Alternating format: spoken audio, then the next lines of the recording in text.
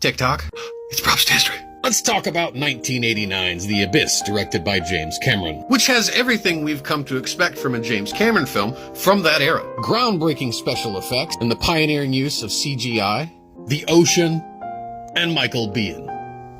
But also typical of James Cameron films of that era was the use of enormous filming models. Now, the primary filming location for this was Tank A, which Tank A is actually part of a disused nuclear power station in South Carolina. And in this particular image, you can see the deep core, the underwater drilling platform, built to near full size for exterior filming shot.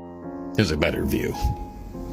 But for the surface vessels, they didn't actually use real ships at all. This is the Benthic Explorer, which is the primary surface vessel that a lot of the action takes place on. It was a 42-foot model, and it could actually float all on its own. The exterior shots where it's seen at sea, along with the massive destroyer and then the huge towers that come out of the water at the end of the movie, were all filmed in the Salton Sea. But for filming deep core, the underwater drilling platform, up close or when it's moving, they used a gigantic filming model.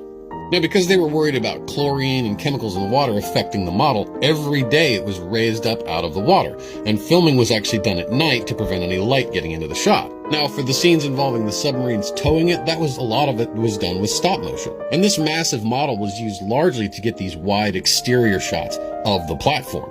But in one part of the movie, they actually tow the platform across the seabed. How do you achieve a shot like that with a model that big? You hang it vertically, and then you move the seafloor. The model itself was suspended vertically, and then the seafloor itself was actually moved on a track. It made it much easier to manipulate, and they could get the shots that they wanted without any difficulty. Now, unlike most films, at the end of production, those massive scale models are broken up or put into storage and left to rot.